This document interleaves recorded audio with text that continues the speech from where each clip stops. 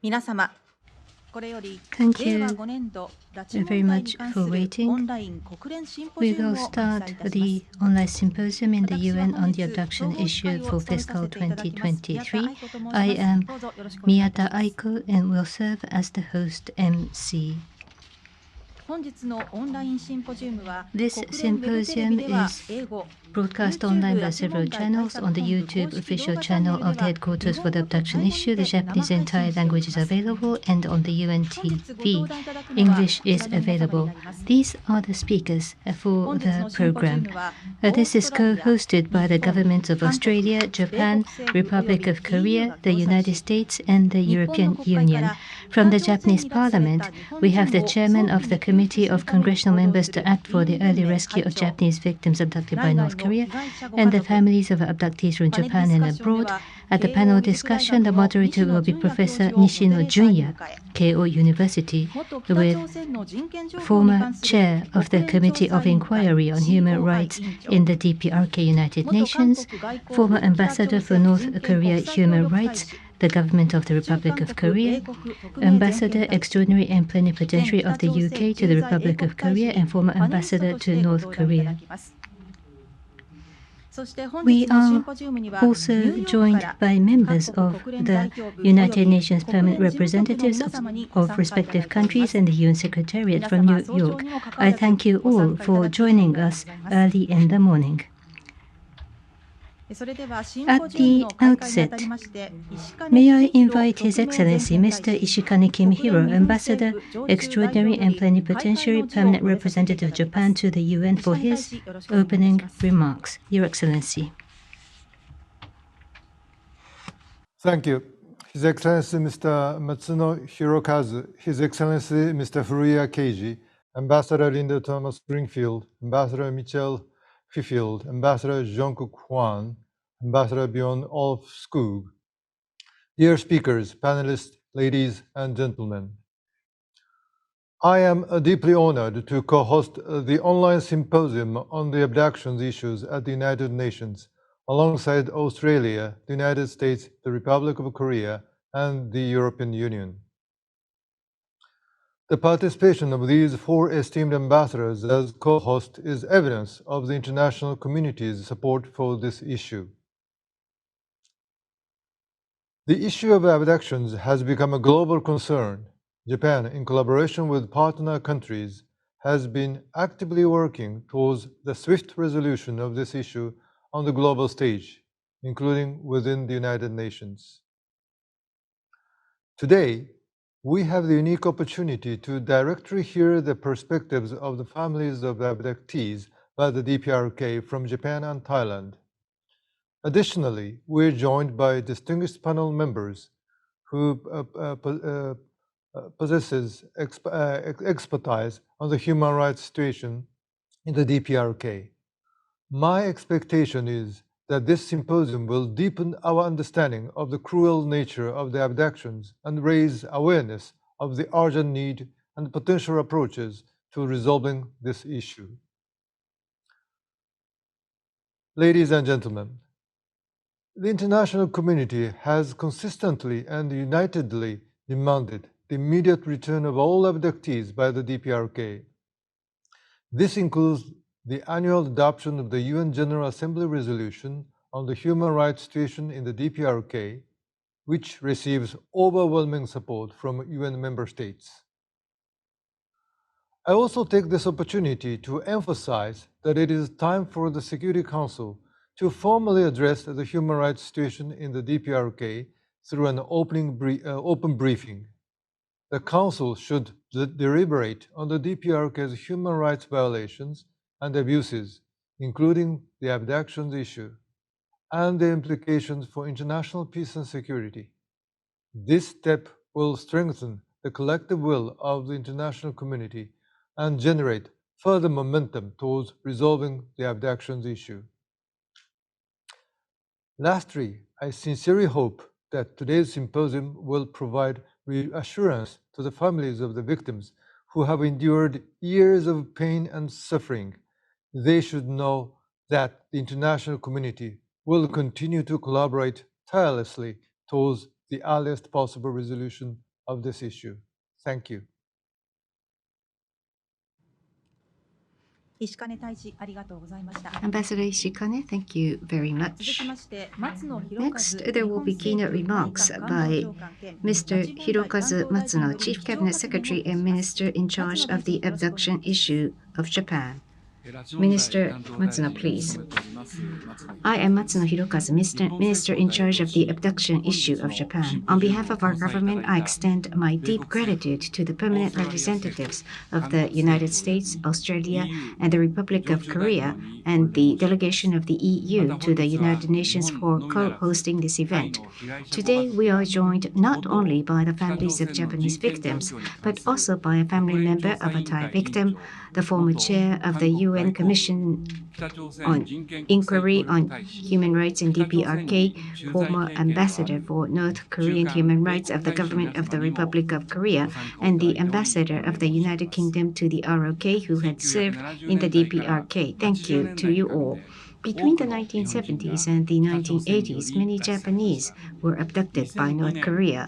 In October 2002, 5 abductees were able to repatriate to Japan, but since then, we have not been able to bring back a single abductee, which is truly regrettable, and the Japanese government takes this fact very seriously. In accordance with the Japan DPRK Pyongyang Declaration of 2002, we are aiming to comprehensively resolve the outstanding issues of concern, such as abductions, nuclear and missile issues, settle the unfortunate past, and work towards normalization of Japan DPRK relationship. In particular, with the aging of the families of victims, abduction is a human rights issue with time constraints. Among the parents of victims recognized by the government, only 2 are still with us. We can't afford to waste any time. At the G7 Hiroshima summit last month, Prime Minister Kishida sought continued understanding and support to the immediate resolution of the abduction issue, and the leaders reaffirmed their full backing as reflected in the leaders' communique, which reads, "We urge North Korea to resolve the abduction issue immediately." In addition to such engagement with the international community and initiatives at the United Nations, it is important for Japan to take our own proactive steps. Establishing a productive relationship between Japan and North Korea is well aligned with the interests of both nations and can make significant contributions to regional peace and stability. However, the more the current situation becomes protracted, the more difficult it will become for Japan and North Korea to establish a new relationship. We must not waste any moment and take bold action to dramatically shift the current situation. That will require, as Prime Minister Kishida points out, Japan to take action and establish personal ties between the top leaders. That is the reason the Prime Minister has made clear that he is determined to directly face Chairman Kim Jong-un without any conditions attached.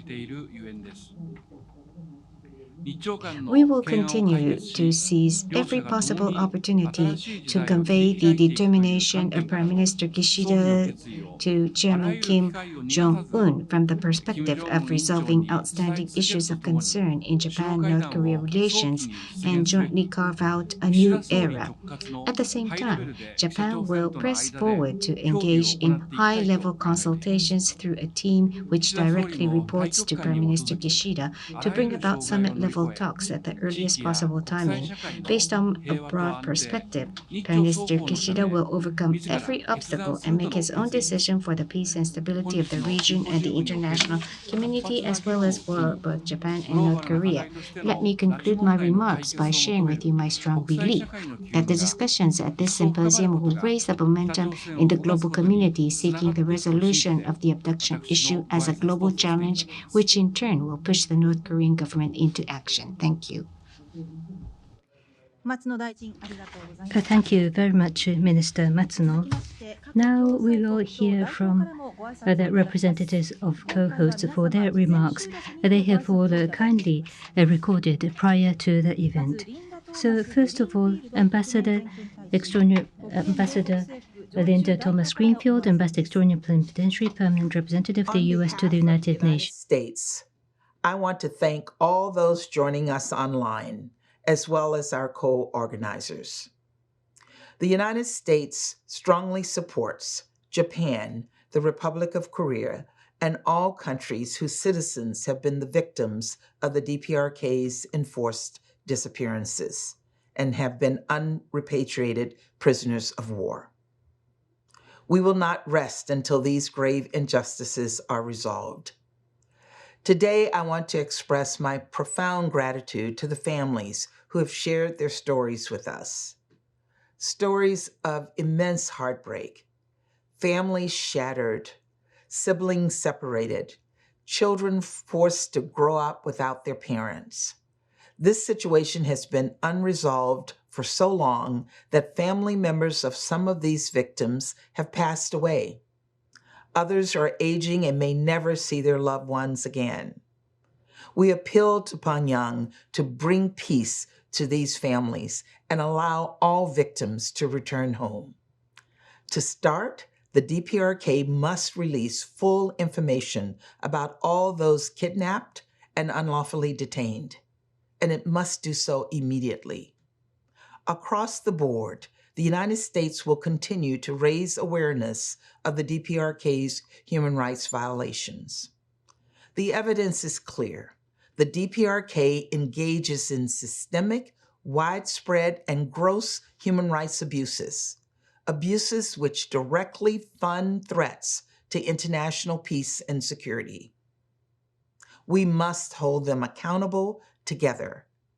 So to the families of victims, know this: the United States stands with you. Your strength and perseverance inspire us, and we will continue to fight for you and your loved ones. Thank you.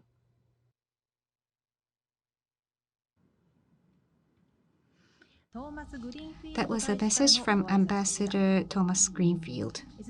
Next, we have a message from Ambassador Mitch Fifield, Ambassador Extraordinary and Plenipotentiary Permanent Representative of Australia to the United Nations. For over a decade, Australia has joined calls for the government of the Democratic People's Republic of Korea to immediately resolve its abductions and enforced disappearances of foreign citizens. We're deeply concerned that little has changed in that time.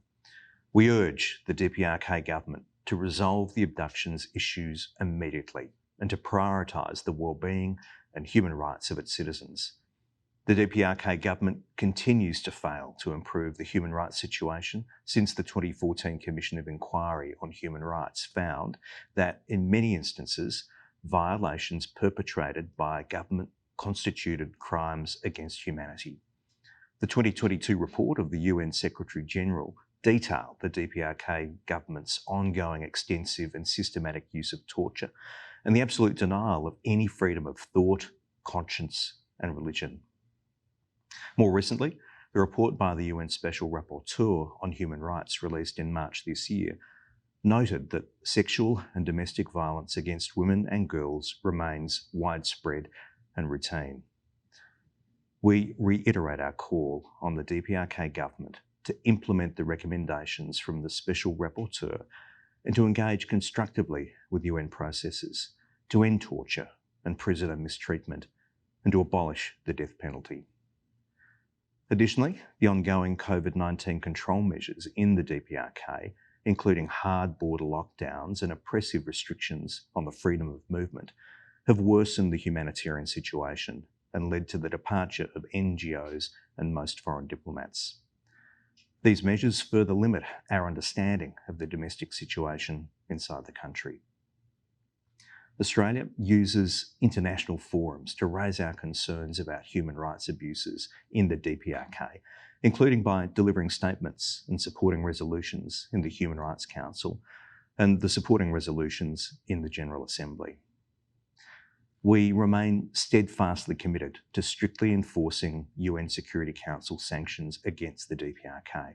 It's essential that all countries do the same, as effective sanctions enforcement requires a global effort.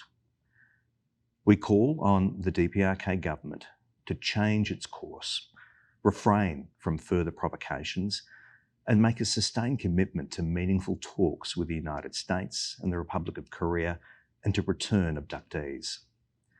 It's only through such dialogue that permanent peace and stability on the Korean Peninsula can be achieved. ミッチェ・フィフィールド大使からのご挨拶でした。 That was Ambassador Mitch Fifield. Next, message by Ambassador Jung-hook Hwang, Ambassador Extraordinary and Plenipotentiary Permanent Representative of the Republic of Korea to the United Nations. Australia and the European Union, I'd like to extend my gratitude to the Japanese government for convening this event. I'd also like to honor the families of the victims of abduction and forced disappearance by the DPRK from Japan, the Republic of Korea, and around the world, for their tireless efforts to ensure their loved ones are not forgotten. The Republic of Korea remains the country most affected by human rights violations by the DPRK, including abductions, which have occurred over a long period of time and continue even now. In her first report to the Human Rights Council, Ms. Elizabeth Salmon, the Special Rapporteur on the DPRK human rights situation, detailed the grim statistics. At least 50,000 prisoners of war during the Korean War from 1950 to 53, up to 100,000 Korean civilian abductees during the same period, and 516 Korean post-war abductees. It is estimated that there are roughly 500 survivors remaining of the POWs held in the DPRK, which accounts for only 1% of the total. The sheer number of victims, as well as the depth of their pain and suffering, is a tremendous human tragedy, as evoked by the title of the UN-OHCHR report on abductions last March, "These Wounds Do Not Heal." Regrettably, despite its urgency and our collective efforts over several decades now, we have seen little meaningful progress on these issues. In fact, the DPRK has consistently refused to even discuss this matter, falsely claiming that no abductees remain in its territory.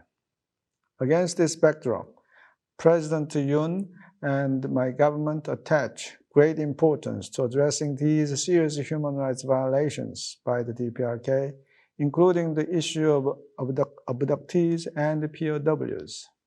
In keeping with its strong belief in universal values and norms, while also supporting victims through domestic laws and resources. In July 2022, an ambassador for international cooperation on North Korean human rights was appointed after a 5-year vacancy. In October 2022, the Minister of Unification for the first time met with the families of those detained in the DPRK. And in January 2023, the Republic of Korea finally ratified the International Convention for the Protection of All Persons from Enforced Disappearance. Distinguished guests, ladies and gentlemen, around a decade ago, the UN Commission of Inquiry on Human Rights in the DPRK determined in its report that systematic, widespread, and gross human rights violations by the DPRK constituted crimes against humanity. It is in this context that the UN Security Council decided to add one more agenda item, the situation in the DPRK, in 2014, without prejudice to the item entitled Non-Proliferation DPRK.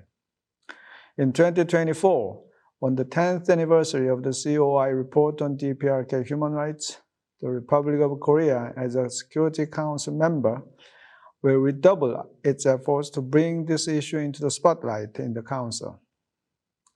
As I highlighted at the Security Council Area Formula meeting last March, the DPRK's totalitarian control of its own people and its obsessive pursuit of nuclear weapons are inextricably interlinked, and both speak to the regime's desperate attempts to hold on to power, threatening international peace and security.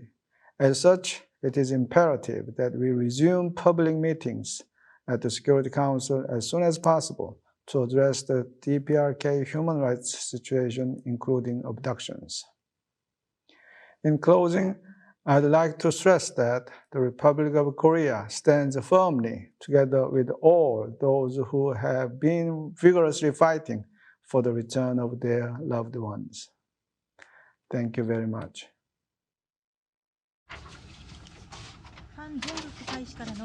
That was Ambassador John Kwang.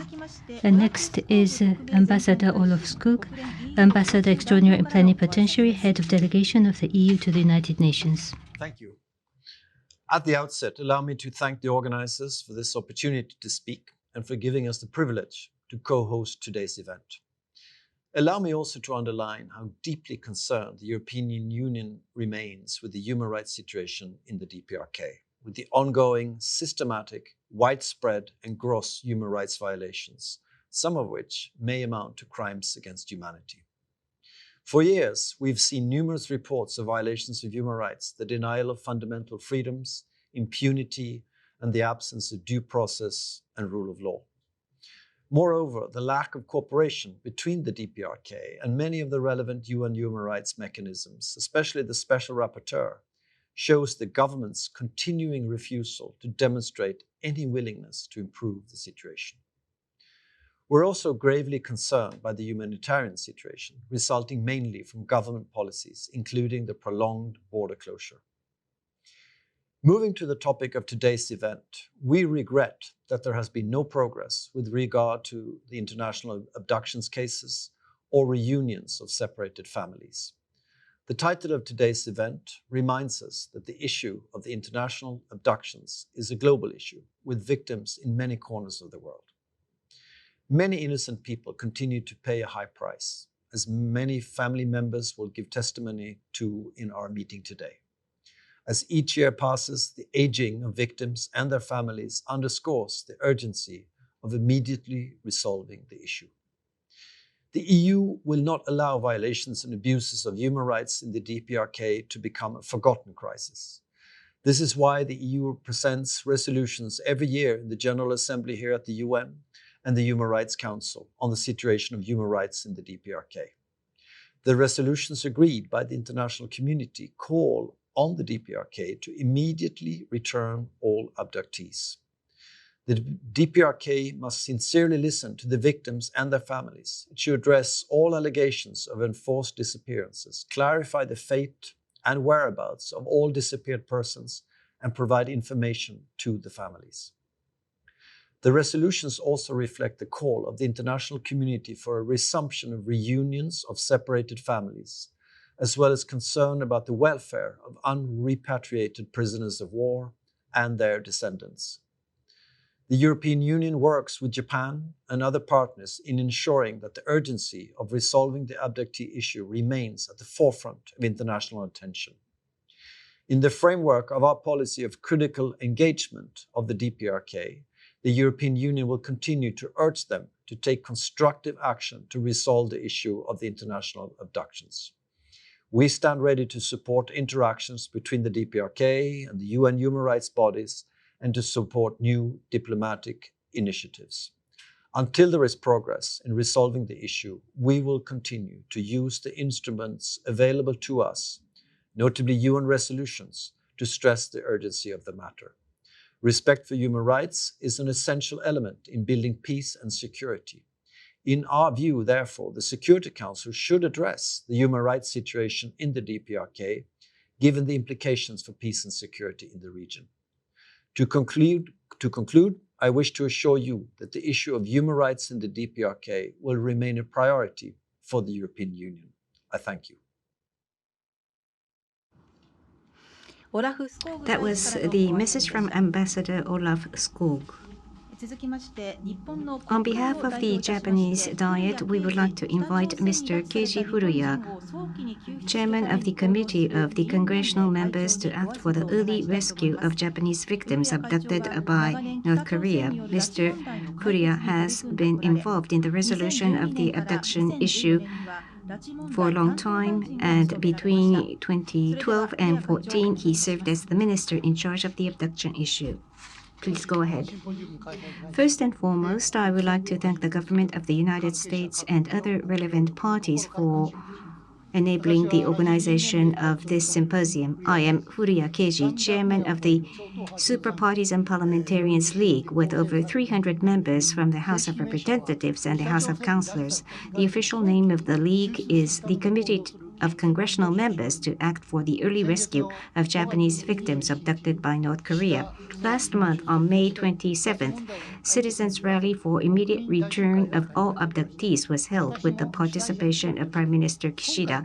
As a member of the host, I made an address and I said, "It is truly regrettable that we have to host this event this year again. While we have been saying that we will rescue the abductees as soon as possible, we have not been able to resolve the issue, and I extend my sincere apologies."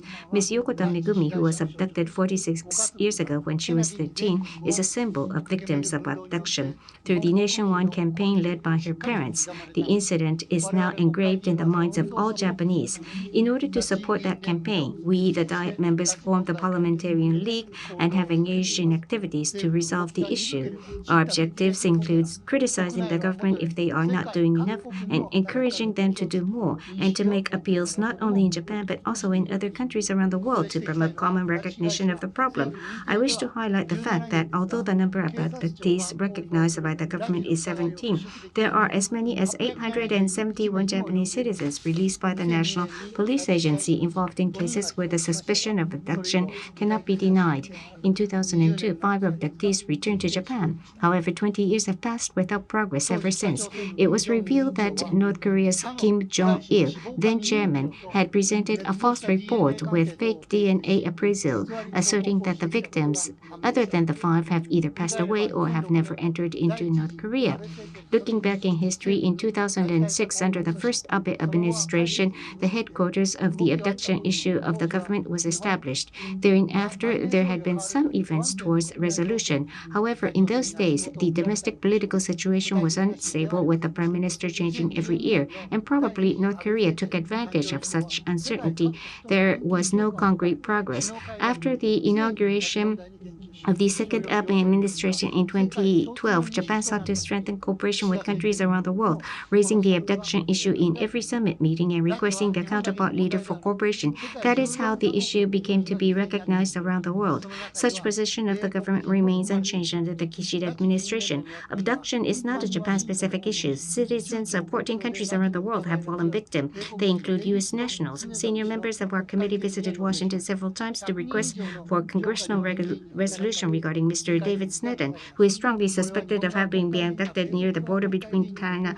and North Korea. We lobbied more than 100 members of the House and Senate. It became the first ever resolution to be adopted by the U.S. Congress through the lobbying of U.S. congressional members by Japanese parliamentarians. The resolution signifies the fact that even for the people of the U.S., abduction is no longer an issue of faraway Asia, that there is suspicion that their own people may have been abducted. Abduction is a willful act of state to steal people. It is terrorism and the ultimate form of human rights violation. People of the U.S. seek justice to gain back their citizens, even by using military forces of their citizens abducted. Chairman Kim Jong-un of North Korea is preoccupied with nuclear and missiles development, believing that as long as the nation possesses nuclear arms and missiles, regardless of size, the nation can confront countries such as U.S. on even terms. Unfortunately, abduction has no place in his mind. There is no doubt that the economic and food situation continues to worsen in North Korea. Yet, however, the dictatorship has no interest whatsoever in the well-being of their people. One factor common to all dictators is that they appoint yes-men to all senior positions because they prioritize maintaining their faith over any other matter, including people's lives or human rights. On the other hand, Russia, who never dealt seriously with North Korea before its aggression of Ukraine, is now becoming desperate and seeking to engage with North Korea as the battle becomes more difficult for them and as confusion spread in their own country in order to access the cheap labor and old-fashioned weapons of North Korea. However, as countries around the world work to close in the walls around Russia, it is unrealistic for North Korea to continue to depend on Russia. Then they will beg China for help. China, who has so far taken position to do just enough to keep North Korea barely alive, is not likely to offer them generous support. That will be the likely timing, not so far in the future, for North Korea to send some message to Japan, which will be a great opportunity we must capture. Prime Minister Kishida has asserted that he is resolved to meet Chairman Kim Jong-un without conditions attached. At the citizens' rally last month, he demonstrated his determination, saying that Japan should take proactive steps and that he wishes to see high-level consultations between the two countries that directly report to him. In order not to miss this opportunity, we, the committee congressional members, will push the government to act and to provide support. What is crucial is to prevent the Japanese general public from forgetting about this problem, because that is exactly what Kim Jong-un is seeking. With the aging of the family's victims, younger generation family members have been appointed to senior officials of the Association of Families who have demonstrated their resolve to fight until the end, even if it means going to hell until they gain back their loved ones. Let us do whatever we can through global solidarity to make Chairman Kim understand that resolution of the abduction issue will bring about a bright future for North Korea. Thank you very much. Now we will listen to the appeals, the actual voices of the families of the victims. We have the families of the Japanese and Thai abductees. First of all, the younger brother of Miss Yokota Megumi and the representative of the Association Families of Japanese Kidnapped by North Korea, Mr. Yokota Takuya. Miss Yokota Megumi was abducted in 1977 at the age of 13 in the city of Niigata, Japan. Mr. Yokota. Good evening, good morning. I am Yokota Takuya, representative of the Association of Families of Japanese Kidnapped by North Korea. In order to resolve the abduction issues by North Korea, which spans multiple countries across the world, you have all kindly gathered with a spirit of unity, which I find extremely encouraging. My big sister Megumi was violently snatched away from the territory of Japan at the age of 13 by North Korean operatives. 46 years have passed since then. My sister Megumi and the families, brothers and sisters who are held hostage in harsh, brutal conditions, I'm sure, are shouting with suppressed voices, please, please come and rescue us, even as we speak right now. The human rights of our families, brothers and sisters continue to be violated.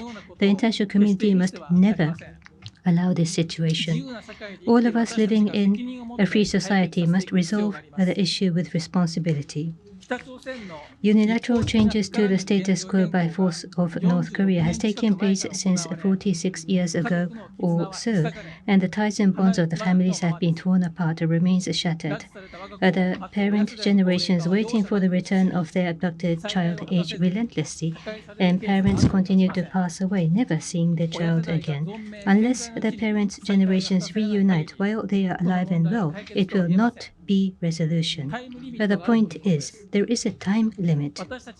The only result that we, the Association of Families and the Family Association of Missing Persons probably related to the North Korea, are asking for is immediate return of all the abductees at the same time. Stepwise resolution or partial resolution are unacceptable. Neither are meaningless buying of time, such as the establishment of liaison office or investigation committee. The North Korean authority has 24 hours a day strict surveillance of all the abductees and tracks who is doing what, where, and when. There is no need at all to investigate. It is all up to the will of Chairman Kim Jong-un whether he himself has the intention to resolve the issue. The Association of Families and the Family Association of Missing Persons prepared the campaign policy for this fiscal year in February. If all the abductees return at the same time together while the parent generations are alive, then we will not oppose Japan offering humanitarian assistance. This is our new proposal. To this end, we ask that the government of Japan and Prime Minister Kishida hold a leaders' summit meeting with Chairman Chairman Kim Jong-un and negotiate for the full resolution of the abduction issue and for the reunification of the abducted victims and the parents and the families waiting for them. I ask Prime Minister Kishida to firmly communicate that if the humanitarian issues between our two countries are resolved, then there will be a bright future for both of the countries. This is my message to Chairman Kim Jong-un. What we are asking for is merely only the return of our abducted families, brothers and sisters. After their return is realized, we have no intention of interrogating them and revealing the secrets that they have seen and heard. Nor do we intend to impede the negotiations to normalize diplomatic relationship between our countries, which should follow after the return of all the abductees. Please do trust us of these intentions and accept the leaders' meeting. Chairman Kim Jong-un, just as you love your daughter Jue, we are families, also loving our daughters and sons. I am sure you can understand our suffering. Nothing bright and positive can be born from violence and fear. As the leader of a country and as the father of a Jew, please make up your mind to resolve the abduction issue, which is a humanitarian issue, and to envision a bright future quickly. All of us gathered here today, let us continue to raise our voices with courage until we get back our families, brothers and sisters. Let us act with our trust and confidence in the power of words. I sincerely ask you all for your continued support. 横田様、ありがとうございました。 Thank you very much, Mr. Yokota. 続きまして、 Next, we invite Mr. Iizuka Koichiro, Secretary General of the Association of Families of Japanese Kidnapped by North Korea and son of Ms. Taguchi Yaiko. Ms. Taguchi Yaiko was abducted by North Korea when she was 22 years old in 1978. Please go ahead, Mr. Iizuka. Thank you very much for giving me this opportunity to speak out. I am Iizuka Koichiro, Secretary General of the Association of Families of Japanese Kidnapped by North Korea. My mother, Taguchi Yaiko, was suddenly went missing on June 29th, 45 years ago, leaving myself, 1-year-old, and my 2-year-old sister behind. Her whereabouts was unknown for 24 years since. And then the Japan DPRK summit took place in September 2002, and her whereabouts were discovered. North Korea admitted they abducted her and told the Japanese government that she tried in a traffic accident in 1987. However, in the later investigation, it became known that those weren't the facts. There were no basis for claiming death, and we discovered that the death certificate that North Koreans presented in 2002 were fake. And in the traffic accident report they submitted in 2004, there was no mentioning of the name Taguchi Yaiko nor her Korean name Lee Eun-hui. There are 17 abductees recognized by the Japanese government, including Yaiko's case. 5 returned in 2002, but 21 years have passed and the remaining 12 haven't repatriated. Regarding these 12, the North Koreans have indicated that 8 have died and 4 have never entered into North Korea, but there are so many contradictions and no evidence of any death. And also, abduction is not only limited to Japan. According to testimonies by abductees who had repatriated to Japan, there is high possibility that abduction by North Korea had taken place in ROK, Thailand, as well as in Romania. And further, in the COI report published by the United Nations in February 2014, there have been incidents of abductions reported in Malaysia, Singapore, France, Italy, the Netherlands, and China. So this is occurring not only in Japan, but all around the world. So this should be taken up as a global issue. North Korea has not shown any attitude to try to respond to negotiations to return the abductees. 40 years have passed since abduction began. There is no time left. What we mean by true resolution of abduction would mean the repatriation of the victims while the family members are still healthy. However, unfortunately, in the past few years, those family members who are waiting for their return had passed away. 2020, we lost Mr. Yokota Shigeru and Ms. Arimoto Kayoko. And in 2021, the elder brother of Taguchi Yaeko, my foster parent Iizuka Shigeo, passed away. They passed away without ever being reunited with their loved ones. Life is infinite. There's no time to lose. Many family members are aging. If the family members pass away without ever meeting their loved ones, we will end our lives with only ill feelings towards North Korea, and we are on the verge of losing our mind. We, the Association of Families, visited United States in May, met with many government officials. We told our message to them. First, we want them to prioritize abduction over nuclear and missile because there are time constraints. Two, if all the abductees return all at once while the family members are still healthy, we will not object to humanitarian aid. And the American counterparties offered their consent to our message. Again, I will say that as long as all the abductees are returned to Japan, we will never try to pull out secrets from the returnees. We will never object to the normalization of relationship between the PRK and Japan. All we want is a normal life with the abductees. And final message to the Japanese government, please continue and reinforce your efforts for early resolution. We don't have time. And our message to Chairman Kim Jong-un, please break away from the unnecessary past practice and realize the return of all abductees all at once. Pursue the lifting of economic sanctions and collaboration with the international community. I seek your brave judgment. Thank you. Thank you very much, Mr. Iizuka Koichiro. Next is the daughter of Mr. Kamiya Keigoro and the sister of the brothers Keigo, Norihito, and Hayami, Ms. Kitakoshi Yuko, member of the Family Association of Missing Persons probably related to North Korea. The four men, including Mr. Kamiya Keigoro, went missing in 1967 off the town of Omu, Hokkaido, Japan. Ms. Kitakoshi. Thank you. Thank you for the introduction. I am Kitakoshi Yuko, member of the Family Association of Missing Persons probably related to North Korea. November 7, 1967, the sea of Okhotsk was solid, calm, and quiet. In the afternoon, my mother telephoned me at work. Yuko, father's ship has not returned. She phoned me at work. On that day, the search and rescue headquarters was established, and fellow fishermen informed us that father's ship, the Kei Umaru, is found underwater. That was the first news. Then they soon said that ropes were found with the knots tied in the fashion of Dad. The fishermen concluded easily that the ship had capsized because of greed and trying to catch too much. And the media accepted that and reported so all over the country. I was mortified. What had happened? It was terrible. I was mortified. What had happened to the clothing, shoes, rubber boots, caps they were wearing? Why? Why? Nothing is found. There is nothing. Why?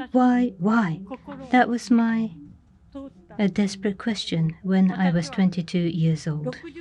When I was 62 years old, I retired as the director of the Hokkaido Federation of Fishery Cooperatives, and in my farewell speech declared that from then on I will devote my remaining life to bring back father, my big brother, and two little brothers from North Korea. All my remaining life I will devote for them. From that day in 1967, All I could do as the daughter was to ask father and my brothers in my heart, what happened? Why did you disappear? How can you come back? Each and every day. The ship Kei-Unmaru was 6 tons, and the 4 men, my father, aged 55, my big brother, 26 years old, and my little brothers, aged 18 and 16, they would always return at 8 o'clock in the morning after they fished with the 4 together. I went on the ship Yamasan-maru, owned by Abashiri branch, hired to salvage the ship and watched the salvage activities.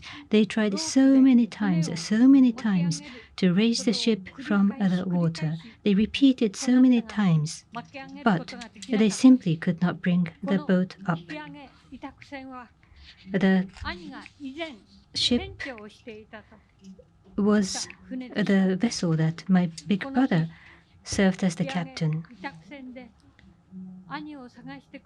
The captain and the sailors who searched for our men were the subordinates who had all worked together with my family. The captain of the salvage vessel was crying, saying that he so wanted to take out father and the boys from the cold water immediately, not at all a minute later, until late at night in the dark. But I heard the captain and the sailors talking to each other in the dark. Oh no, this is not a capsize when hauling the fishing nets. The ship is down vertically. So it was sunk deliberately by punching a hole in the ship. This conversation continues to ring in my ears even today, right now. Hundreds of residents of the town also searched from the seaside day and night, but not a single belonging of the 4 were located. 10 days after the incident, the funeral was planned. I refused to attend, insisting that there are no bodies anyway. Why? Why? We have to search more, I insisted. I said, I'm not going to attend this kind of funeral. And my relatives and residents all said I was weird and being silly. The 4 are professional fishermen. The pride, the human rights, they were all damaged. I was deeply hurt. And I thought I will abandon my relatives in my homeland. I don't need them. I got to know 15 years later, but the following year after the incident, on May 6th, the family register of father and the 3 brothers were cancelled and deleted. In the same year, the Japanese government ordered that my big brother's license as the chief navigation officer, the captain, be returned. 2 years after the incident, the mother of my missing father, who was 89, left the town to live with her eldest son in Tokoro, and my little sister went to live with her cousin until she finished middle school. So our house was shut down, and mother and I, only the 2 of us, moved to Sapporo. In April 2007, the representative of the Investigation Commission on missing Japanese, probably related to North Korea, Mr. Araki, told a newspaper that North Korean operatives and agents may have been engaged in espionage activities in Hokkaido. Beside the photograph of Mr. Araki, there was another picture above, and there was a purported woman of the spy and a woman wearing yukata in the summer cotton kimono. There was a second photograph. Oh gosh, I know this woman. I have seen this woman. Okay, this is it. Okay, it's North Korea, I see. Gosh, I was convinced and asked Komjan at the Investigation Commission for full-scale investigation. A defector from North Korea who escaped to South Korea, who was responsible for abduction, made an announcement. Fishermen were kidnapped in Okhotsk. Those who were useful were taken to North Korea, and the rest were tied to the ship alive, and the ship was sunk with seawater poured in. This was broadcast on TV. Later, my big brother's classmate also testified. I will never give up. The four are still living together. I still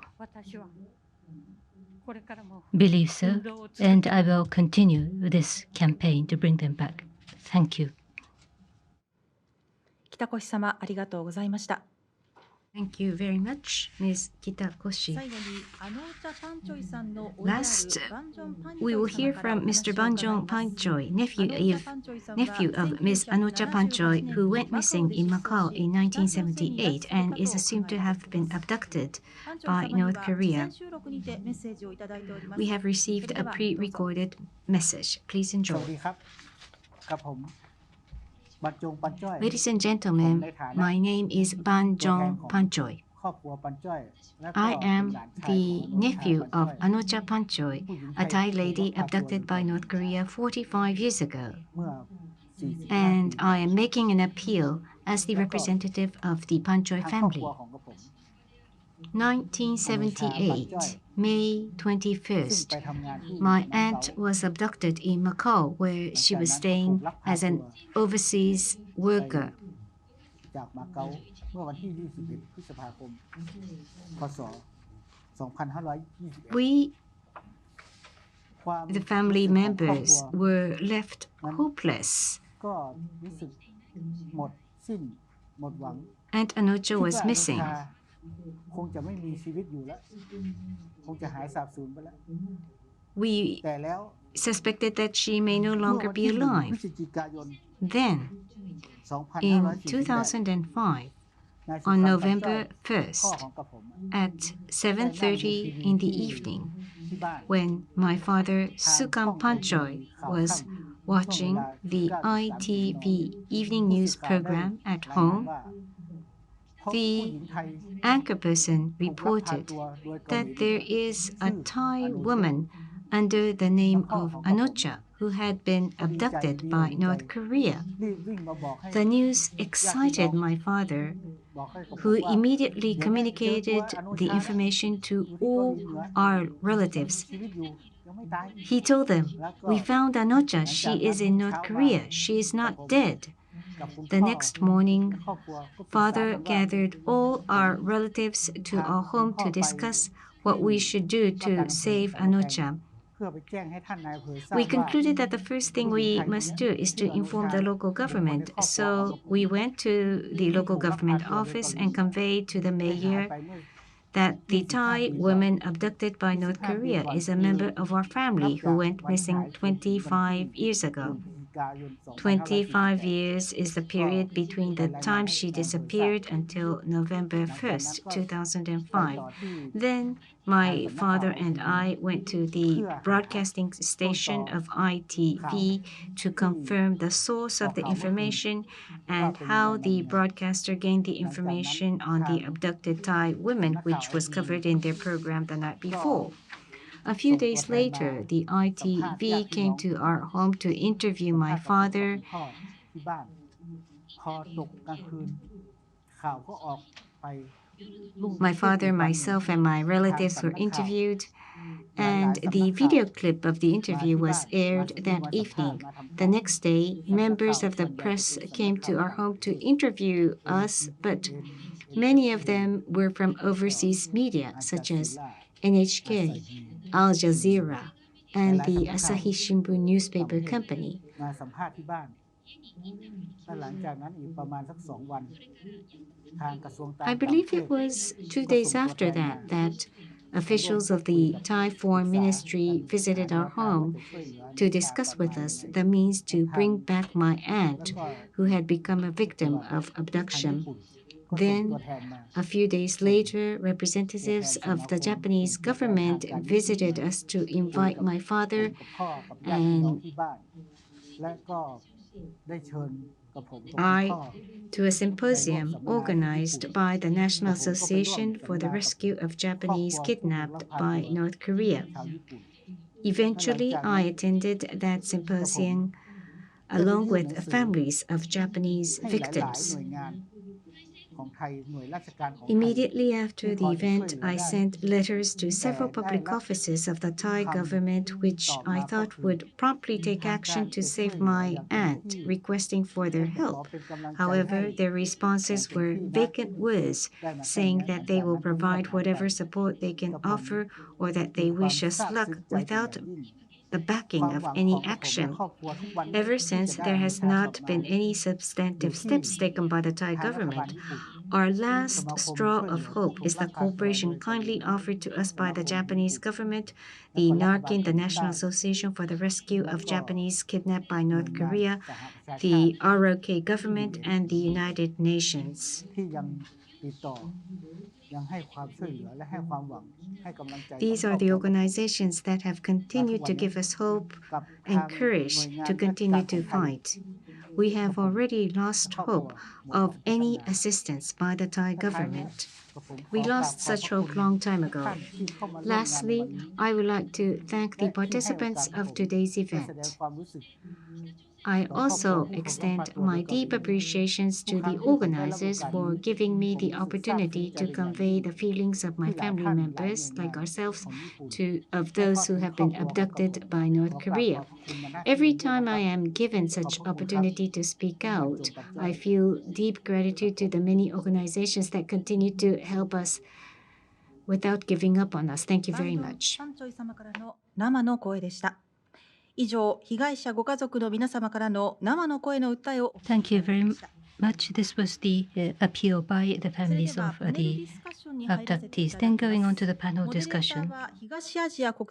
This will be moderated by Professor Nishino Junya of Keio University, a researcher in East Asian international politics, contemporary Korean politics, and Japan-Korea relations. Professor Nishino, please take the floor. Thank you very much, and thank you very much for the kind introduction. I am Nishino, professor of Keio University Faculty of Law, and am the director of the institute at Keio University. The title of the symposium is International Cooperation to Resolve the Abductions Issue as a Global Issue. At the outset, the representatives of the United States, Australia, ROK, EU, and Japanese government representatives delivered opening remarks. Abduction, North Korean problems are receiving attention of the international community, and at the same time, last month, as Prime Minister Kishida demonstrated, resolution of the abduction issue is an urgent issue without any time left, with very serious time constraints. The Association of Families have made their appeals. As they mentioned, they want the issues to be resolved while the parents' generation are still alive. And from such perspective, in today's panel discussion, we will take up the human rights issue. And we have 3 experts, including the video message, who will make initial remarks, and then we will have a Q&A session. The Japanese government, Prime Minister Kishida, has demonstrated their strong will to consult with the North Korean government. So that is the context in which we are holding this symposium. So in this panel discussion, we want to discuss how we can make the first step towards consultations with the DPRK government, and we seek the insight and feedback from the experts. First,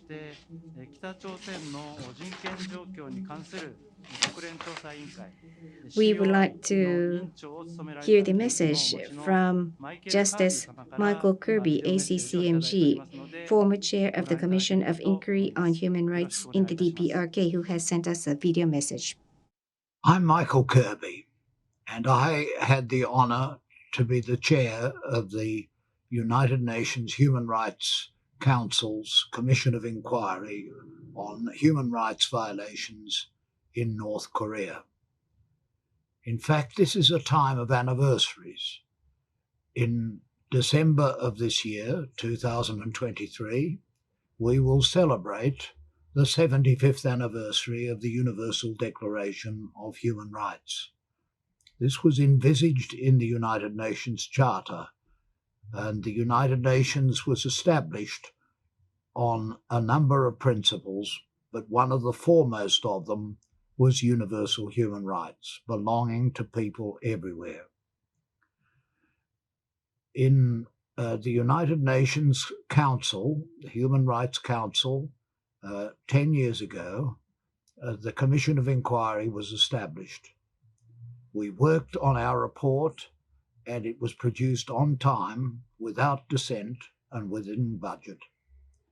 During the preparation of that report, we had great cooperation and assistance from the government of the Republic of Korea and from the government of Japan, but we had no assistance and no participation from the Democratic People's Republic of Korea.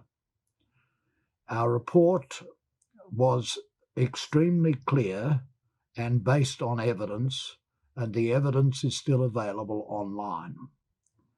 It declared that serious offences amounting to crimes against humanity had been established and should be investigated by the International Criminal Court, and we recommended that that should be done. The international community has committed itself on many occasions not to turn away from crimes against humanity, but to address them and to ensure that where the country concerned does not act, the rest of the civilized world will act. And that is the situation we find ourselves in now. The Commission of Inquiry report contained many crimes against humanity which were properly documented and carefully reported. Most of those crimes were committed against the citizens of the Republic of Korea, South Korea. But many very grave crimes were committed against citizens of Japan. They were committed against abductees. They were committed against Japanese nationals who have not been returned to live in Japan, and these are crimes against humanity which need to be addressed. The United Nations should lift its voice. Japan should never forget those who have suffered crimes against humanity, including those who are the citizens and nationals of their country. And therefore, on the 10th anniversary of the Commission of Inquiry's establishment, I again call on the government of the Democratic People's Republic of Korea, North Korea, to conform to its obligations under the United Nations Charter and under the great document that was established 75 years ago, the Universal Declaration of Human Rights. This is the badge and requirement of being a member of the United Nations, as North Korea is, and of being a civilized nation which respects the human rights of all. It is time for something to happen. It is time for response to the report of the Commission of Inquiry, and I hope that that response will be positive and will be soon. Thank you. That was the message from Mr. Michael Kirby. The launch of COE and the report was published 10 years ago. His message reminded us of that. And again, he shed light on the importance of global cooperation for the resolution of the abduction issue. Next, I call upon Ambassador Jung-hoon Lee, former ambassador for North Korean human rights, the government of the Republic of Korea. Ambassador Lee served as South Korea's ambassador for human rights from 2013, and from 2016, he served as the first international cooperation ambassador for North Korean human rights. He has been engaged in the human rights issue in North Korea for many years. Ambassador Lee, please go ahead. I'd like to begin by thanking the co-hosts of the symposium, the governments of Japan, Australia, the United States, the European Union, and my own country, the Republic of Korea. I'm particularly appreciative of the government of Japan for its efforts to raise awareness of North Korea's heinous act of abducting foreign nationals and detaining them against their will. It's been 21 years since Kim Jong-il admitted to visiting Prime Minister Koizumi North Korea's abduction of Japanese citizens. Unfortunately, no progress has been made since. Over the years, we've all been astonished to find out that North Korea's abductions have been systematic, not random, and extensive, not limited.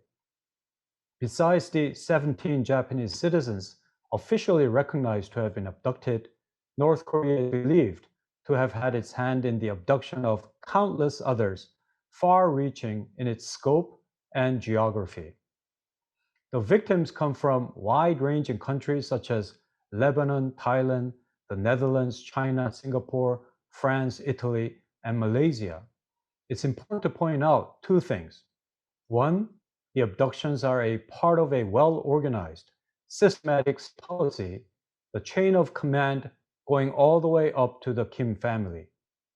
And two, the number of abductees still languishing inside North Korea could very well be in hundreds, even without counting the South Koreans taken during the Korean War, which numbers over 80,000, and nearly 4,000 kidnapped after the war, of whom 517 still remain in North Korea, including 11 from 1969 Korean Air hijacking. North Korea's acts of abducting and detaining foreign nationals clearly violate international treaties as well as customary international law. For starters, the very fact that the abductions took place in foreign territories is in violation of Article 2, Paragraph 4 of the UN Charter, which ensures the territorial integrity of states. Another stipulation of the UN Charter that North Korea violates is Article 55, which calls for the UN members to uphold human rights and fundamental freedoms for all people. What's more, North Korea is in violation of both the International Covenant on Civil and Political Rights and the International Covenant on Economic, Social, and Cultural Rights, both international treaties that North Korea has signed. ICCPR provides for a person's fundamental civil and political freedom, and ICE-SCR the rights to freely determine one's economic, social, and cultural status. While the world has remained inept, if not silent, the atrocities continued unabated in North Korea. All the violations that were identified by the 2014 UN COI persist today. Besides the abducted victims not being returned, the Pyongyang regime continued to practice public execution, enslavement, torture, imprisonment, rape, forced abortion, infanticide, and persecution of forcibly returned defectors from China. Chances of improvement are slim because the Kim Jong-un regime uses the suppression of human rights as a tool to ensure regime security. So, it will take a gargantuan effort by the UN and the international community to move the needle on the abduction and other issues. What is required is a global campaign reminiscent of the international anti-apartheid movement of the 1970s and the 1980s. In fact, this may be the only way moving forward if we're ever to have a satisfactory closure on the issue. So let's look at what the UN General Assembly did against South Africa in 1974. The UN General Assembly, the Credentials Committee, went to the extent of denying South Africa its credentials, suspending all its UN activities, that is, until 1994, when apartheid was abolished and Nelson Mandela was elected president. I would say it's time to re-examine the UN credentials of North Korea too. If South Africa was bad enough to be suspended from all UN activities for 20 years, shouldn't the UN General Assembly consider doing the same to North Korea until the non-proliferation and human rights goals are met? I would think so, but what has the UN done instead? It recently elected North Korea to the executive board of the WHO, and in June last year, UN permitted North Korea to assume presidency of the disarmament conference. This is absolutely laughable. If we don't take real actions today, I assure you, we could have this symposium in 10 years, and it will be like an echo chamber. That's 10 more years of human suffering. And what will become of the abducted victims then? The return of all abducted Japanese and foreign nationals is indeed a litmus test for the UN and the global community to show its resolve to fight injustice and uphold human dignity. The time is now for a stout display of the UN's political will to bring about a breakthrough, ensuring the safe return of all the loved ones from North Korea. Thank you.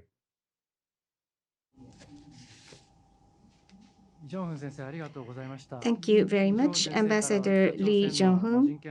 Ambassador Lee talked about the systematic, gross and widespread violation of human rights by the government of DPRK, and that the international community must take bold actions against such DPRK. ROK government was elected a non-permanent member of the UN Security Council most recently, so we expect much from the ROK government, and through the cooperation with Japan, we truly hope that there would be more cooperation between Japan and ROK and in the global community, as mentioned by Ambassador Lee. Next, we invite Ambassador Colin James Crooks, LVO, Ambassador Extraordinary and Plenipotentiary of the United Kingdom to the Republic of Korea, and also former ambassador to the UK to North Korea. Ambassador Crooks is an expert of the Korean Peninsula representing the UK government, and in December 2018, he was appointed ambassador to Pyongyang. He had been actively engaged in diplomatic activities in North Korea since, but due to COVID-19, he had to leave Pyongyang in May 2020. I now give the floor to Ambassador Crooks. Please go ahead. Thank you, Professor Nishino, Excellencies, Ministers, Ambassadors, distinguished participants, good evening. Thank you to the co-hosts for inviting me to discuss these important issues here this evening. I'll talk about the abductees issue in the context of the wider issue of human rights in North Korea. We've heard some heartrending stories, the lived experience of the victims and their families in Japan and Thailand, and the stories of the abductees and the long and scarcely bearable suffering of their families cry out for a response. In the United Kingdom, we stand side by side with Japan in calling for a resolution of this issue, as agreed in the recent Hiroshima Accord between Prime Minister Kishida and Prime Minister Sunak. And we know of all too many similar stories from families here in the Republic of Korea and elsewhere. Sadly, these stories are part of a grim pattern of disturbing reports of human rights abuse in North Korea. It's 10 years since the establishment of the Commission of Inquiry under Justice Kirby's leadership, and these reports yet continue. There is no sign that there has been any improvement in North Korea.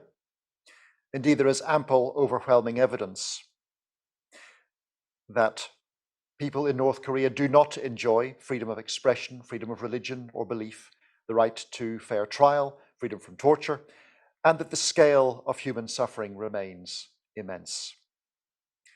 Stories like those we have heard today, and indeed stories of adversity and heroism of escapees from North Korea, people like Timothy Cho and Ji-hyun Park in the United Kingdom, remind us that there is a human dimension which lies behind the statistics on human rights in North Korea. Our response as diplomats, as international activists, or as lawyers or officials should also encompass the epic scale of the problem, while not losing sight of the fact that there is a tragic individual human dimension to the issue. Excellencies, I am the first British diplomat to serve as ambassador in both Pyongyang and Seoul. I'm not quite the last Westerner to set foot in North Korea, but I certainly am the last UK national to leave North Korea when we had to close our embassy, the British Embassy in Pyongyang, temporarily in May 2020, following the COVID shutdown. 3 years on, still no one has been able or allowed to return to North Korea, but we are resolved to reopen our embassy when it is possible to do so, to restart our dialogue and to once more shine a light into dark places. As ambassador in Pyongyang, I invariably raised our concerns over the nuclear and missiles programs and on human rights with North Korean officials. On the human rights question, invariably, they would respond that these reports were lies, fake news, misinformation, to which I would invariably respond that in that case, North Korea should admit the UN Special Rapporteur to establish the truth once and for all. And we continue to call for Elizabeth Salmon, the UN Special Rapporteur, to be admitted to North Korea without delay and be given full and unimpeded access. There are other things that diplomats in North Korea can do. We in the British Embassy supported small humanitarian projects, helping communities of disabled people or installing facilities for women and girls in rural communities. These are tiny actions when set against the scale of the human rights issue in North Korea. But I believe that we were able to make some small difference to individuals in marginalized communities in the DPRK. And I hope that we will soon see the return of humanitarian actors, the UN and NGOs, to North Korea to carry out an urgent humanitarian assessment after 3 years of North Korea's self-imposed isolation. Here in Seoul, my embassy here to South Korea also tries to make a small difference through our English for the Future program, where we teach English through the British Council to North Koreans who have settled here in South Korea. The issue of human rights in North Korea also demands a global response. For the UK, that means, of course, a declaratory dimension, statements, responses in our Parliament, our annual human rights report, as well as practical action through our global human rights sanctions regime, which has designated 2 North Korean entities. On a multilateral level, we regularly co-sponsor resolutions on North Korea human rights, including abductees, in UN fora such as the General Assembly and the Human Rights Council. And we believe that these issues merit debate in the UN Security Council itself. We welcome the Republic of Korea's election to the Council and the fact that next year the Republic of Korea and Japan will serve together alongside us on the Security Council, which is clearly an opportunity to draw the issue of human rights and the issue of abductees to wider global attention, and to put pressure on all UN Security Council members to live up to their responsibilities to uphold the UN Charter and international law. And let us not forget where the primary responsibility lies. It's with the authorities in North Korea. We earnestly hope to see a day when North Korea stops misallocating its scarce resources to illegal weapons programs, focuses on its people's welfare, opens its records to international scrutiny, and of course returns and clarifies the fate of the abductees, bringing succor and relief to their long-suffering families whose eloquent testimonies we've heard today. Thank you.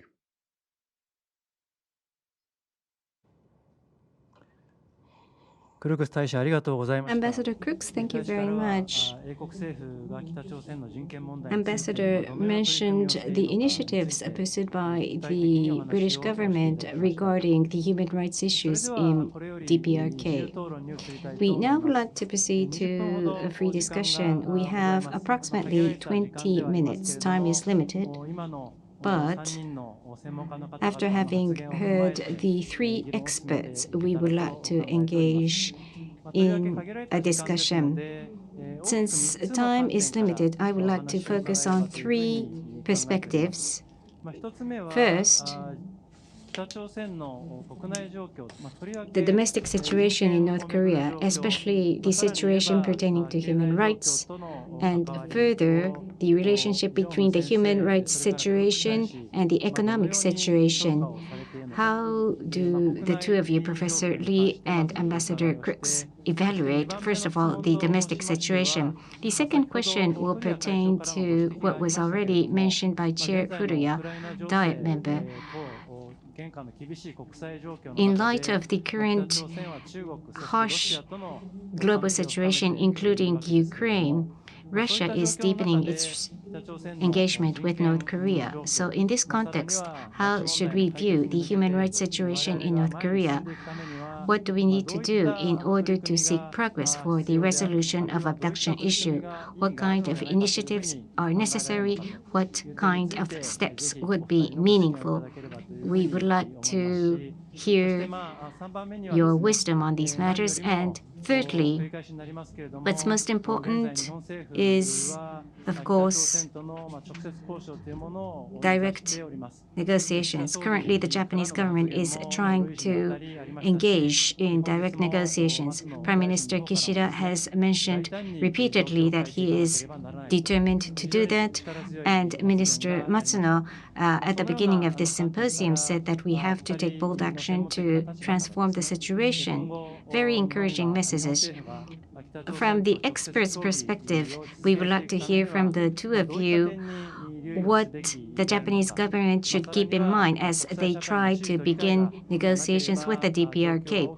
Further, without the support of the global community, no matter what the Japanese government does, we cannot expect progress. So what are your advices to the Japanese government? Within the limited time available, we would like to seek your expertise on those matters. So let's go to question one, the domestic status. Recently, the difficulty in the economic situation is being reported, and at the same time, human rights and humanitarian crisis is often discussed. Professor Lee Jong-hoon, Ambassador Crooks, how do you assess the situation within North Korea? And further, Professor Lee Jong-hoon, last year the new administration was established in the ROK, and that might have caused change in South Korea's policy towards North Korea. What about the current administration's position regarding the human rights issue in North Korea? If you could particularly focus on that point. I would like to first of all call Professor Lee Jong-hoon for your comments. Okay, thank you for those questions, Professor Nishino. First of all, very quickly to address your first point about the situation, domestic situation in North Korea. And this is probably something that Ambassador Crooks can better elaborate since he was the last British ambassador to the DPRK. But as you know, that as a result of the COVID-19, North Korean border has been completely shut off. So North Korea, already a very cocooned and isolated society, has become even more isolated. There are rumors of the border, particularly between China and North Korea, opening up quite soon. We don't know when that will actually take place. But my assumption is that in the past 2 years or so of the COVID-19, having been so isolated that the situation, particularly socio-economic situation, is a lot worse than it was before. The thing that the COVID-19 did in the global community is that I think it only helped the hands of most of the dictatorial, totalitarian societies. Dictators took the advantage of this COVID situation to become even more iron-handed in controlling their society. And there's no more iron-handed rule in the world than the DPRK, and that's exactly what happened. And unfortunately, that's bad news for the human rights, where instead of progress in the human rights situation, I think what we might have had is actual regression of the human rights situation in North Korea. As you rightly point out, that last year we've had a change in government from Moon Jae-in to President Yoon Suk-yeol, and the past 5 years of the Moon Jae-in government, who was very much focused on inter-Korean relations and somehow cooperating with North Korea, tended to ignore the North Korean human rights issues. That's not the case with the new government under President Yeol. President Yoon Suk-yeol, one of the most important goals of this government is to uphold human rights. So the freedom, prosperity, and human rights and peace are some of the most important tenets of the new government, and President Yoon Suk-yeol has repeatedly emphasized the importance of somehow bringing about and raising awareness of the human rights situation in North Korea, including bringing back the unlawfully detained citizens in North Korea. So hopefully we'll be able to, that sort of a situation will come about. Not only by, it's going to take just one country. It's going to take a global approach. And hopefully the South Korean government under President Yoon Suk-yeol's leadership can take the lead in somehow bringing about progress in the human rights situation in North Korea.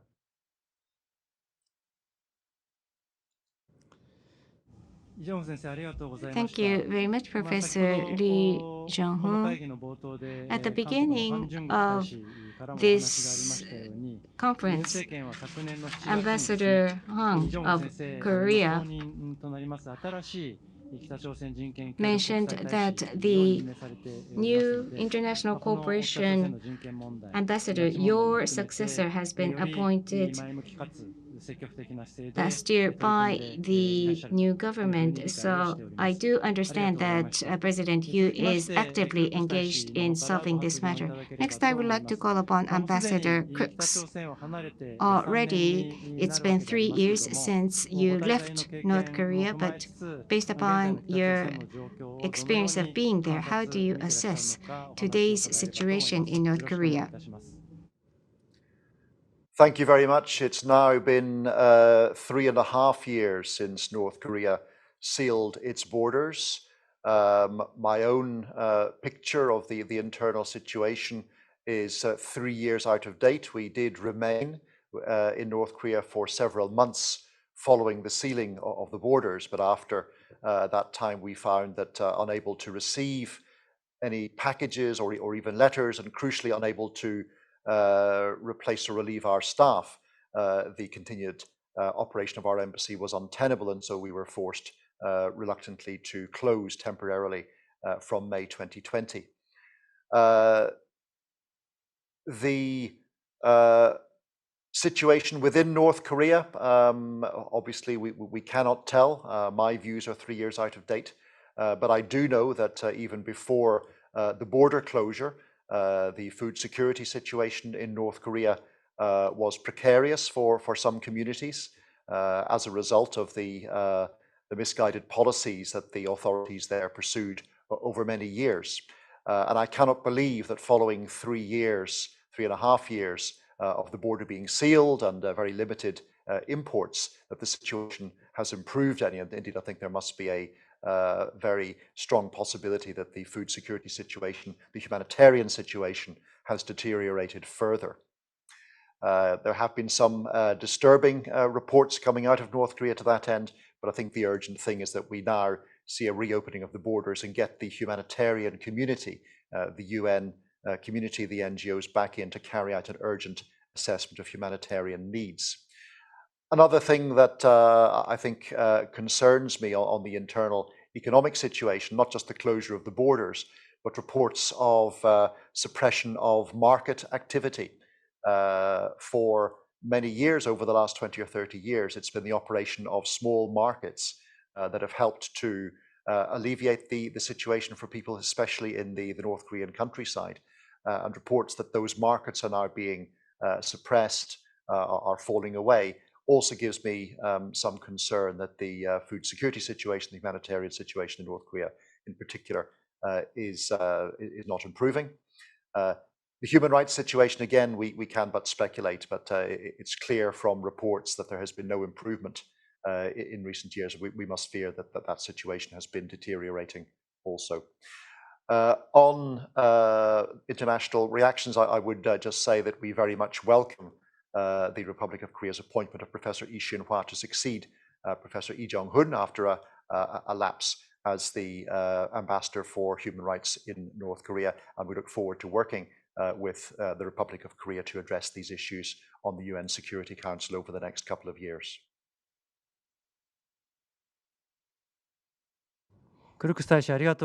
Ambassador Crooks, thank you very much. Now, North Korea is deepening its ties with China and Russia. One way to look at it is that North Korea is forced into the corner. They're desperate. North Korea deepening ties with China and Russia is a crisis for us, but as mentioned by parliamentarian Mr. Furia, we should be taking advantage of that and use that as an opportunity rather. So from such perspective, in light of the current status or situation that North Korea is put in the global context, what kind of diplomatic approach is available to us?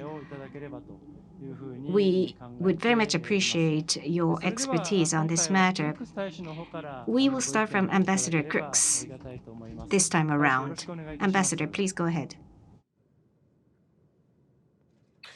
Thank you very much. I agree. We've seen an evolution in North Korea's relations with China and Russia in response to Russia's illegal, outrageous invasion of Ukraine. There's a very, very small number of countries that are backing Russia in this cruel endeavor. North Korea, of course, are one of them. And I think this is a measure of the desperation of both North Korea and Russia in their isolation in this situation. I fundamentally think, though, that Russia has very little to offer. North Korea is pretty marginal, in fact, in North Korea's thinking, and that the main partner to which North Korea is looking through the last 3.5 years of lockdown has been China. We can see this from the fact that the Chinese are the only country who have been able to get diplomats back into North Korea in recent months. The Russians are still unable to do so. I think this is another indicator that China is the partner that North Korea is most dependent on under the current circumstances. In terms of the foreign policy approach, to North Korea by the rest of the international community. I think that any approach has to have at least three elements. So we have to have an element of deterrence and defense from the Republic of Korea in particular, but also from its allies and friends elsewhere, primarily the United States. We must have an element of dissuasion and sanctions, and the UK, as a permanent member of the UN Security Council, is willing to live up to its responsibilities in that respect, and we would call on all other members of the Security Council also to live up to those responsibilities. But thirdly, there must be an element of dialogue and diplomacy, and as a diplomat, I must believe that this is a situation that can be resolved through diplomacy. We stand ready to re-establish our embassy as soon as it is safe and possible to do so. I'd add perhaps a fourth element of international policy, which is compassion and humanitarian assistance. And we look forward to a time when it's possible to restore the humanitarian community as well to North Korea. Thank you very much. Now, Professor Lee Jung-hoon, please. Yes, I think Ambassador Crooks has very nicely encapsulated the situation of North Korea in light of the global situation developing. I would resonate his point about the absolute illegality and the unacceptability of Russia's invasion of Ukraine. But what it has done in the international order is that it somehow has led to a situation where the big three, if you will, of the bad countries, that Russia, China, and North Korea, I think kind of galvanize the coming together of these countries. Not that they've been scattered. I mean, there's always been that collaboration between these three, but I think the war in Ukraine has somehow galvanized it precisely because they are even more isolated from the norms and rules of international community. I would also agree with the fact that the country that really matters when it comes to North Korea is China.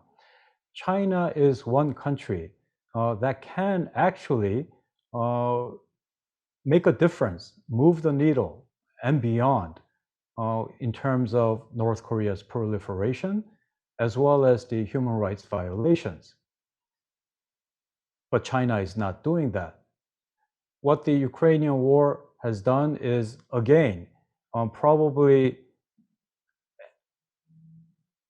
accentuated this link and the bond between China.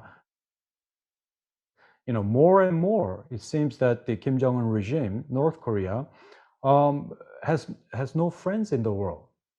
It is so isolated. It was isolated before, but it's even more so today. And therefore, the role of China and the dependence on China, if I would argue, is even more so. That means that China, if it put its mind to it, has the influence, I believe, to not only dismantle North Korea's nuclear weapons program, but make a markedly significant improvement in the human rights conditions as well, including possibly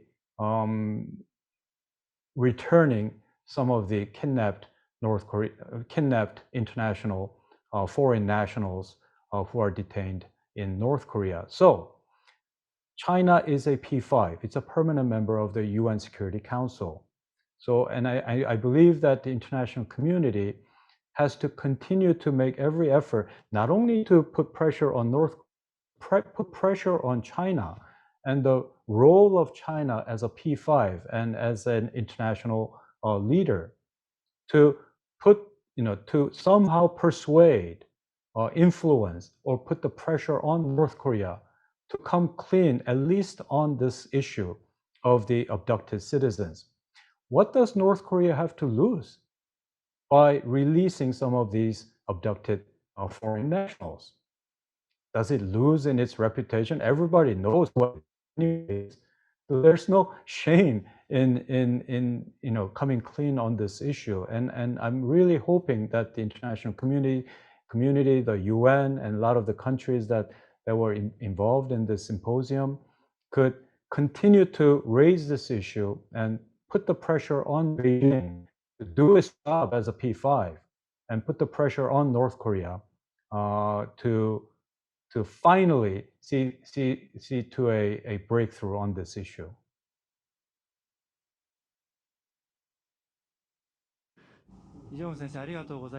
Professor Lee Jong-hoon, thank you very much. We are running out of time, but one last point. As I mentioned at the beginning of this panel discussion, the Japanese government is currently seeking to establish personal relationship at the leaders level through proactive steps by the Japanese government. And this is related to the previous question, but based upon such approach being pursued by the Japanese government, are there any tips that you could give to the Japanese government or suggestions to the Japanese government on what it ought to do? These will be the final words, and with that, I will close the panel discussion. So, Professor Lee Jong-hoon, please go ahead. Yes, Professor Nishino, I'm not so sure if I have tips for the Japanese government, but I think there has to be a dual approach in dealing with Pyongyang. I think there are already a good number of sanctions applied to North Korea, not only for its human rights violations, but for its proliferation and missile launches. I think that has to continue, but at the same time, and this is the case with the Yoon Suk-yeol, our South Korean government as well, we continue to put pressure on North Korea, but at the same time, we're very clear, South Korean government is very clear to North Korea that we're always open for dialogue to discuss these critical issues that destabilizes not only the Korean Peninsula, but the region as a whole. So I hope that when Japan approaches North Korea, in the hopes of coming to reach some sort of a breakthrough, so that there can be negotiations and dialogue, that this is backed by a multilateral approach. That there are other countries that's involved when it comes to the kidnapped foreign nationals, and that this sort of a multilateral approach, certainly with the government of the Republic of Korea, only adds strength to what Japan is trying to achieve. In particularly in trying to get these Japanese citizens returned safely to Japan, or at least get some information on this issue.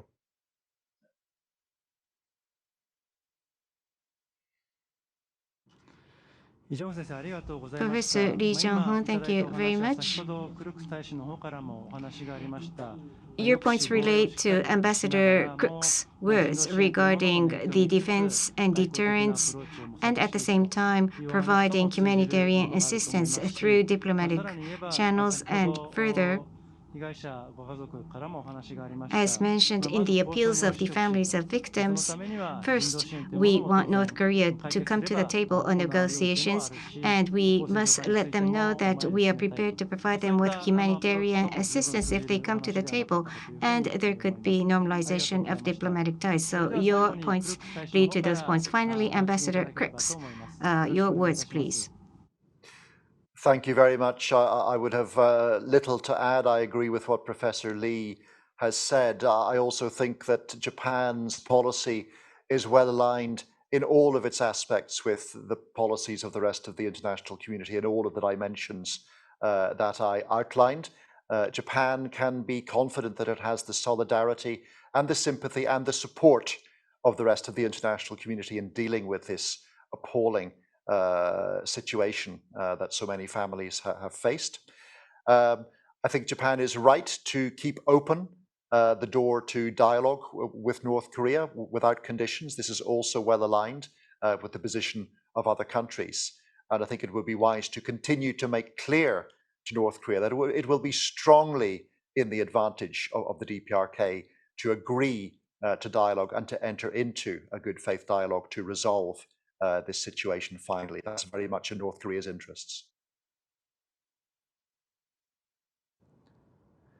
Ambassador Crooks, thank you very much. This will be the end of the panel discussion.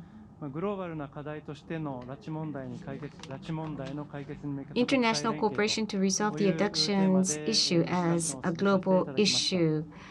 Based upon that theme, we engaged in panel discussion.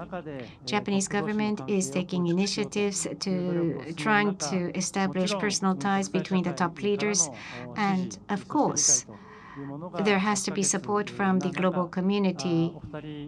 And in this context, we were able to obtain extremely insightful feedback from the two experts. Thank you for joining us in the panel discussion.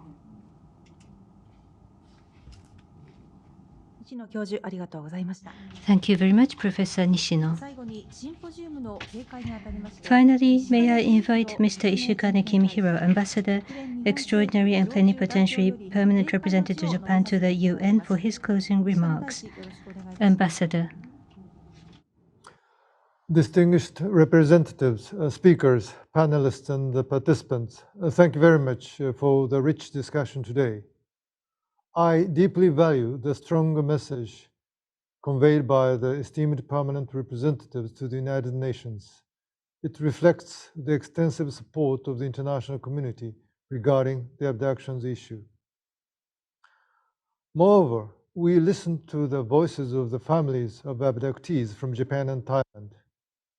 It is distressing to hear of the immense suffering endured by the victims and their families over numerous years. Clearly, there is an urgent need to address this issue without delay. I would also like to extend my gratitude to the esteemed panelists who shared their insightful perspectives on this pressing matter. I ask for your continued involvement on this issue. In conclusion, I want to reiterate Japan's unwavering dedication to exerting every possible effort toward the prompt resolution of the abductions issue. I hope that everyone present here today will join forces and work together towards this goal. Thank you.